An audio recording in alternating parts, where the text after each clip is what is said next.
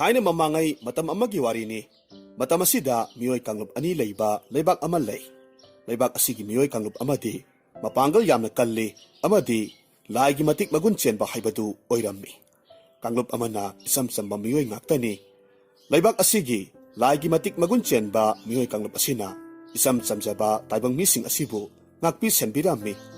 Adubu matam asida laigi magun chenba miyoi kanglup adudagi paikhomba kauba amaga isam samba kanglup adudagi sanu leima kaubi amaga makhoi ani loona kana khanghandana yamna nungsinarami makhoi ani amana amabu yamna thajanai paikhomba si laigi matik chen ba kanglup ki thoburel amasu oirammi sanu leimadi mahakka mabok asonbi aduga makhoi ani khaktani leijari basi mahakki mama mapa ani mag mahakna yamna angang oiringai matamda leikidre nong magi numit nungthilgi matamni paikhomba du sanu leima amadi makhoi anina hek unapam lobuk mayai da leiba khangpok sang masa amada nungsibi mahakpu wana lakpa ngaijarammi somda sanu leimasu makhongdu tabli tabli thangduna laklammi lakna masindasu asumna haijarammi aisibu yamna tawba ngambi haibadubu oirabra thamoi warakpa ngamdabi ikai khangdabini hairasira natragana natte ai ikai khangdabi haige haisenu mabu nungsibagini oiningba oishenu ai mahakpudi thamoi sengna nungsi asumna sola ga lakpana sanu leima khangpoksang adugi nakanda lepliba paikhombabu urammi mahak paikhombabu ubada momon tawjai paikhombasu khaurang na ngaijarakpa nungsibi mabu ubada apenba minok ama tamjarammi sanu leima paikhomba gi manakta tapna sangsilaga lepi sanu leimasu paikhomba gi matawduda ikairaba male mamaidu tapna lukthaki paikhomba du sanu leimada asumna yenglaga tapna hairammi sanu leima nangi adugumba ikaiba matawdo ifamda amuk hanna ulakanu hairaga aduga kariki paikhomba haiphet khonjel haurap noklammi aduga haire e matungdadi ai ubada ikairanu ko nangna sumaina tawbase pakhang aigi thamoise phajin bangamdeba asumna numit kharani amuk haukhre hanagumna leibaksi ingna sikna adumak palammi amadi chanu leima amadi paikhombasu makhoi anigi nungsimarisu hena chasinaraklami makhoi anigi luhongbagi matamsu lepnarammi makhoi ani luhonglaba matungda tha khara haukhre haujikti chanu leimasu tha leptuna tha masing sujilakpa haibadu oirammi nongma numit amani paikhomba amadi chanu leimadu sumang aduda phakmasa ama tharaga phamduna wari sanarammi chanu leimadu tablapna mapuroibada yenglaga hairakhi haksangse ngasidi kaya nungaite irumlumme phajana potharaga leiramu aisu kuirakloi chattaba yadaba thabak ama leibagini ining thauda horen phajana hairamlaga hayengdagidi lepage natomta leiba nungaitragana isanga leiramu ai mabu kauramge asum tawduna paikhomba makhoi ga yumthangnana leiriba masanupi thokpa isanbu kaurammi aduga sanu leimaga punna leiminana ba hairammi isansu harau yaduna punna mahaki mayumda laklammi paikhomba isanbu mayumda mahaki nupi sanu leimaga lehauraba matungda konungda chatke haiduna thongjindagi khong hek thangdorakpa matamdadi thongalomdagi ningthaugi manai amakhak taha chansilaklammi madu uba matamda paikhomba ngakna yengi ningthau manai adusu sumang masi aduda leplaga sor sauna holammi aduga hairakhi ho lusingba awangi sing pareng mathak aduda hingsaba mayamna konungda lada haure ai ining thongna lusingba bu kauruna ba tharakpane paikhomba wafamdu tabada khumlaklammi ha kari haiba chasilami konungda aigi mang tharo asumna hairaga matunglomda lepliba chanu leimada amuk onsilaklammi aduga hairammi namanasa tekta kaidana leiramuko aduga karigumba ngasisi aina halaktaba tarabadi namanasa nakhoi ani yum thadoklaga safagadaba mafam amada chatko Sanu leima mapuroi bagi wahai aduda karisu khumjabadi ngamdana tuminna kaplaga yengi salhan ningde paikhombabu mahakna adubu karamnadi khamluni paikhombasu magi nupigi mataudu khangi adubu mahak ahenba karisu hairamdana amuktang pina thumhatlaba milu aniduna nungsina yenglamlaba matungda langidamak khong thangba haukhre asumna numit tasilaklaba phawba paikhomba halaklamde Sanu leimasu asum pibam taraktre tanja asida nong masu hektamak akan banungsit yauna sutharaklammi isandu sanu leimagi pibam naga yasilaktabane mabung thokpa paikhombasu halaktabane mahak tokpham khangdre adubu mahak sanu leimagi pibamdu ubaduda ngamnanaba upai ama taurage khalammi somdana kamdauri paikhomba hoina soknariba lan adu hingsaba singna masing yamba hinman khibana Landu maitirame hingsaba singaduna paikhomba hoigi leibak ningthau amadi makhoigi lusingba kharaga loinana phaduna makhoigi leibak tamna pukhre aduga hingsaba lanmi kharasu leibak aduda thamlammi lemhoriba hingsaba lanmi sing aduna leibak asigi isam samjaba mioi kanglup sing asibu set chetuna aphang ba saba horaklammi leibak miyam singdu nong marak aduda thawaidadi hinglabadi khanduna koisen chenarammi Somdana Janu Leimasu, Sen Yamna Wana Hotna Jaduna, Angang Nupi Masa Amadi, Pangzarami. Angang du Yangbama Tamda, Asukimatik nung Siba Poklami. Sanu Leima, Tapna, Usilamba Mamitu, Pangatuna, Isanda Yanglaga, Hairaki. Isan, Kadaino, Isado, Mama ay Amukta, Pamge. Isagi nung Siba Maitongdo, Amukta Yenge.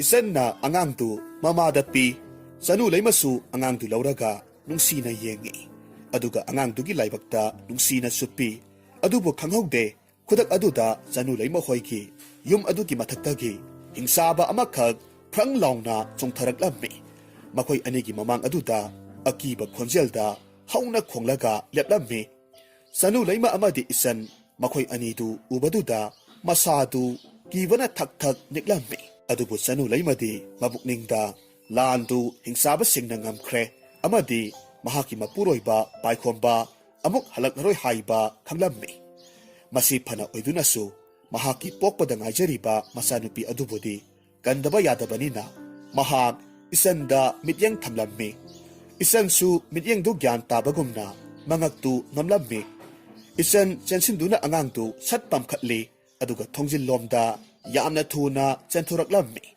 hingsabadusu Isan na senkribadu yenglaga asumna khonjel hauna noklaga hairaki pamungda hiplibi inauribi nupisi hektamak hana sarage magi isini yamna top mahau ama thoktoribase aduga amasina tapna sarage asi haiduna hingsabadu sanu leimatamna pasilaklammi mahaki haksang dubu maset setuna saba horaklammi aduga sanu leimagi haksangda seliba I adubasu hingsaba aduna yamna haungna suplaga thaklammi somdana isandu pikliba angangdu makhut aniduna mathada setna konduna amamba marak aduda lepa leitana asom selaklammi amuksu mahaki akoibadu pakhatna yengi isanna asom selakpa matamda mamangda uba umang amatamna chansilaklammi aduga mafam saba mafam yenglaga lotlaga laikre Asumna numit asimasu haukre mathangi numitta akoibadu amuktang yenglaba matungda mathada setna pamliba angang nupi masa aduda amuk nungsina piroina ba mityang galoinana yenglaktuna masinda tapna sole oh imaugi laibaksi othok na thida apok pinama mahaki khomlang marik ama phawba hek thakpa phangjarakte isan ngaihak tumin lay aduga amuk asumna makha tai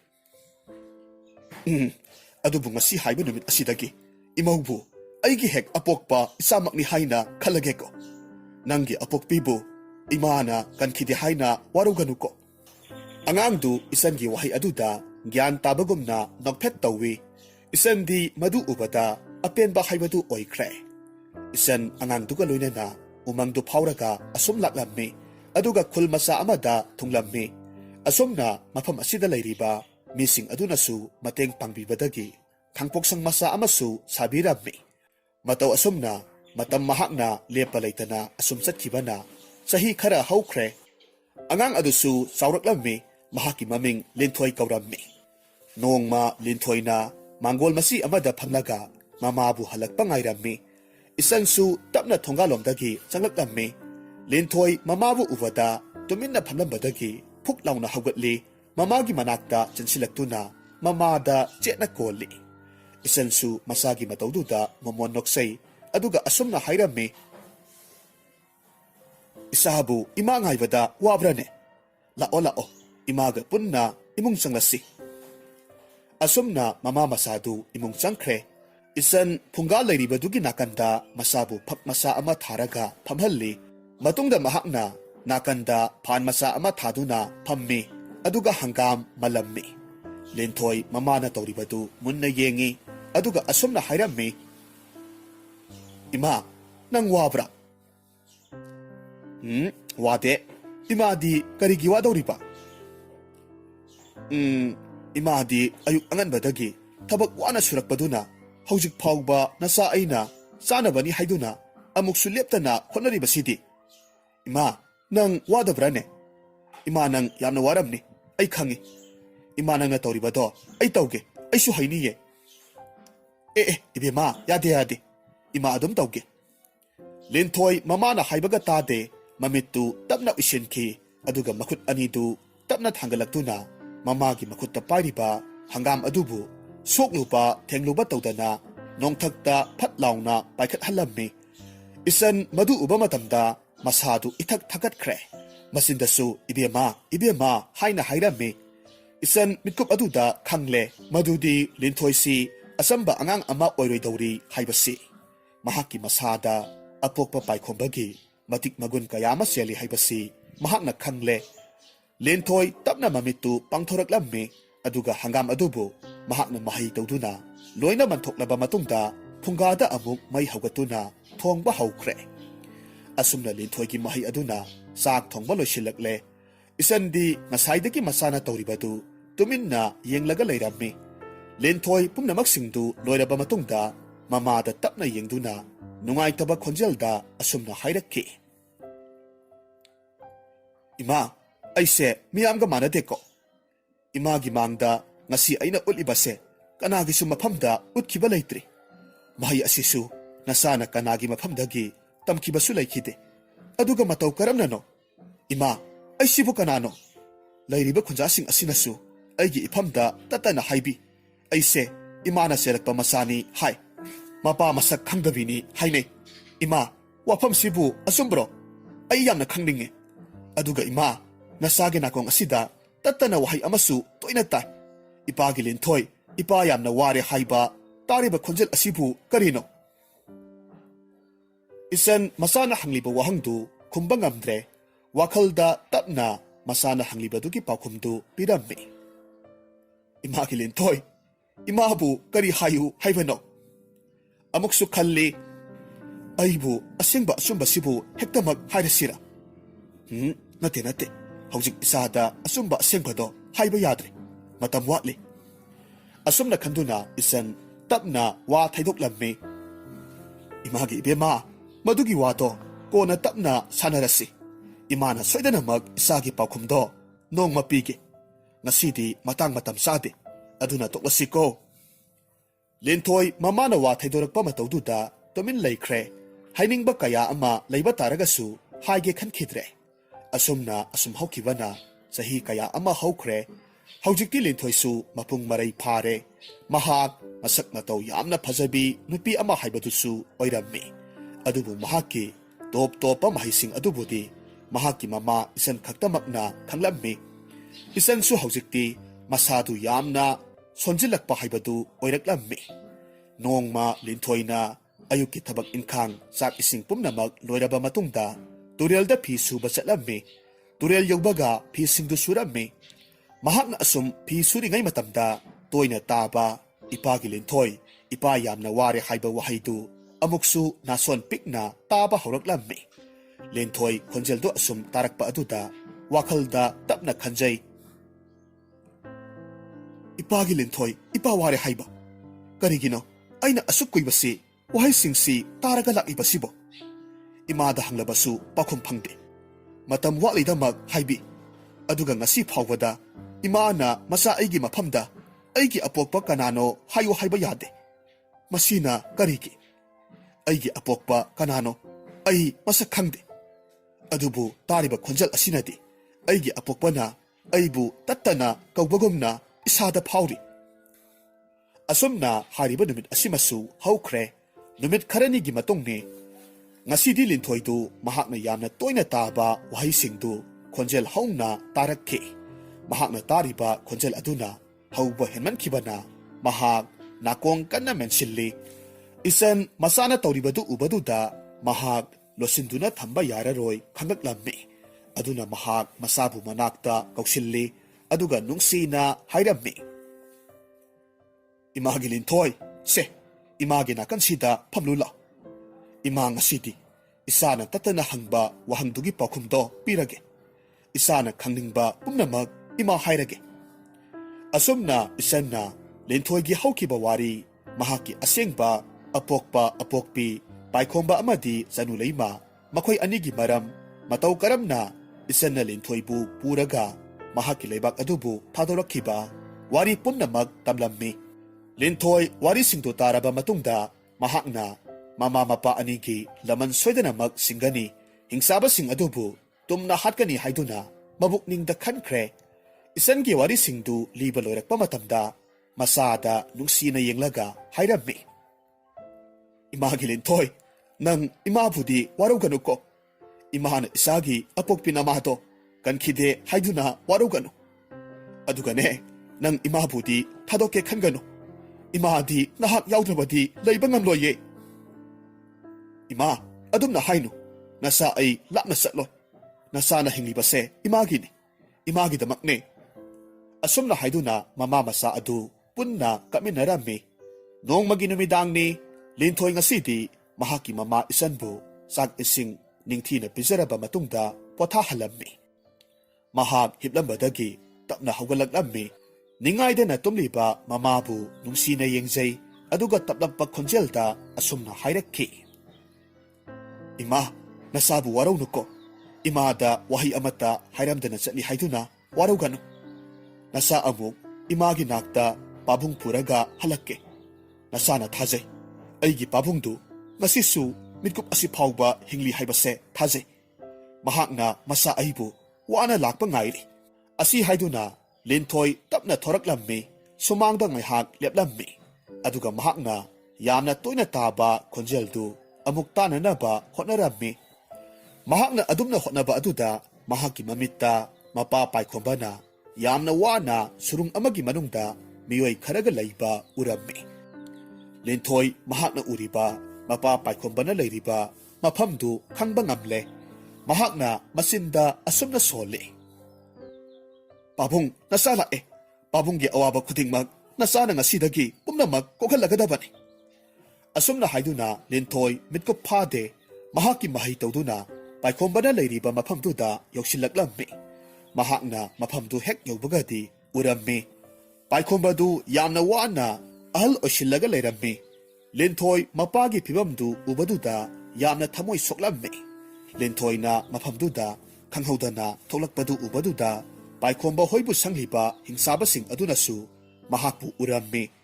ꯍꯤꯡꯆꯥꯕꯁꯤꯡ ꯑꯗꯨꯒꯤ ꯃꯔꯛꯇꯒꯤ ꯑꯃꯅ ꯆꯠꯇꯨꯅ ꯃꯈꯣꯏꯒꯤ ꯅꯤꯡꯊꯧ ꯑꯗꯨꯗ ꯇꯝꯂꯨꯔꯝꯃꯤ꯫ ꯃꯤꯠꯀꯨꯞ ꯐꯥꯗꯦ ꯍꯤꯡꯆꯥꯕꯁꯤꯡꯒꯤ ꯅꯤꯡꯊꯧ ꯑꯗꯨꯁꯨ ꯃꯐꯝꯗꯨꯗ ꯌꯧꯁꯤꯜꯂꯛꯂꯝꯃꯤ꯫ ꯄꯥꯏꯈꯣꯝꯕꯁꯨ ꯇꯞꯅ ꯃꯃꯤꯠ ꯑꯅꯤꯗꯨ ꯄꯥꯡꯂꯛꯇꯨꯅ ꯃꯥꯡꯗ ꯂꯦꯞꯂꯤꯕꯤ ꯂꯤꯟꯊꯣꯏꯕꯨ ꯌꯦꯡꯂꯝꯃꯤ꯫ ꯄꯥꯏꯈꯣꯝꯕ ꯃꯥꯡꯗ ꯂꯦꯞꯂꯤꯕꯤ ꯅꯨꯄꯤ ꯃꯆꯥꯁꯤ ꯍꯦꯛ ꯌꯦꯡꯕ ꯃꯇꯝꯗ ꯃꯍꯥꯛꯀꯤ ꯃꯆꯥꯅꯨꯄꯤꯅꯤ ꯍꯥꯏꯕꯁꯤ ꯈꯪꯕ ꯉꯝꯂꯝꯃꯤ꯫ ꯃꯍꯥꯛ ꯄꯣꯛꯄꯗꯒꯤ ꯎꯖꯒꯦ ꯐꯪꯖꯗ꯭ꯔꯤꯕ ꯃꯆꯥꯅꯨꯄꯤꯕꯨ ꯎꯖꯕꯗꯨꯗ ꯑꯄꯦꯟꯕ ꯍꯥꯏꯕꯗꯨ ꯑꯣꯏꯔꯝꯃꯤ꯫ ꯑꯗꯨꯕꯨ ꯊꯪꯅꯕ ꯃꯤꯠꯀꯨꯞꯇ ꯄꯥꯏꯈꯣꯝꯕ ꯃꯆꯥꯒꯤ ꯈꯟꯕꯗ ꯋꯥꯈꯜ ꯌꯥꯝꯅ ꯋꯥꯔꯝꯃꯤ꯫ ꯃꯍꯥꯛꯅ ꯌꯥꯝꯅ ꯋꯥꯅ ꯋꯥꯍꯩ ꯈꯔ ꯍꯥꯏꯔꯛꯅꯕ ꯍꯣꯠꯅꯔꯝꯃꯤ꯫ ꯏꯄꯥꯒꯤ ꯂꯤꯟꯊꯣꯏ꯫ ꯄꯥꯏꯈꯣꯝꯕꯅ ꯍꯥꯏꯔꯤꯕ ꯋꯥꯗꯨ ꯂꯣꯏꯁꯤꯟꯕ ꯉꯝꯈꯤꯗ꯭ꯔꯦ꯫ ꯍꯤꯡꯆꯥꯕꯒꯤ ꯅꯤꯡꯊꯧ ꯑꯗꯨꯅ ꯂꯤꯟꯊꯣꯏꯕꯨ ꯃꯍꯥꯛꯀꯤ ꯑꯆꯧꯕ ꯈꯨꯠ ꯑꯗꯨꯅ ꯄꯥꯏꯗꯨꯅ ꯂꯥꯛꯇꯨꯅ ꯂꯪꯊꯣꯛꯈ꯭ꯔꯦ꯫ ꯄꯥꯏꯈꯣꯝꯕ ꯃꯗꯨ ꯎꯔꯨꯕꯗ ꯃꯁꯥꯗꯨ ꯏꯊꯛ ꯊꯛꯀꯠꯈ꯭ꯔꯦ꯫ ꯂꯤꯟꯊꯣꯏꯁꯨ ꯑꯗꯨꯝꯅ ꯇꯧꯕꯗꯨꯗ masadu surung adugi manung amada pop launa yashilammi. Mahak ngayhakti masadu tarang chatli. Hingsaba ningthau adusu sauna asumna hairakki. Iya, aigi surung asida thauna phana changlakpa sai. Karisu leitaba nupi masa nahakna.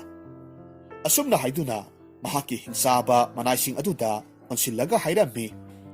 Hai, taribra. Nupi masa asi phazillo. Aduga makhong makhuchi punchilaga nungsada yairaga thammo. Hoi, phagani iningthau. Phajana yairaba matungda thonglaga sasi.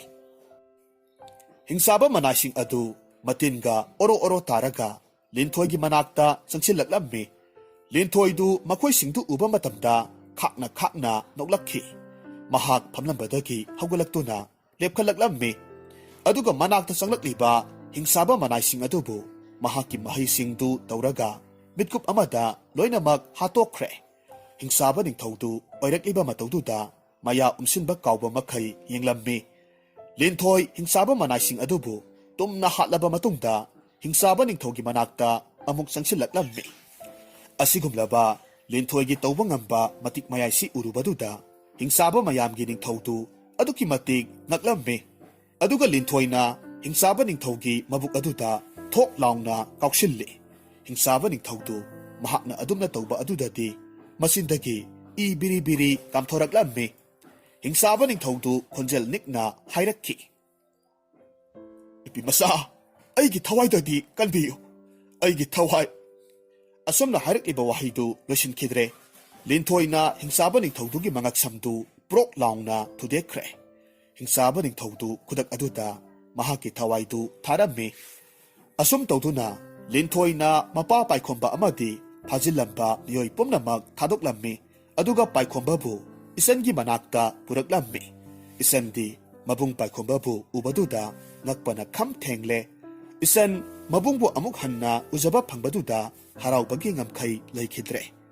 Numit asidagidi isan linthoi amadi paikhomba makhoi ahum punna amuk hanna nungaina haukiba wari kayadubu kauthokpa tamduna nungaina panki.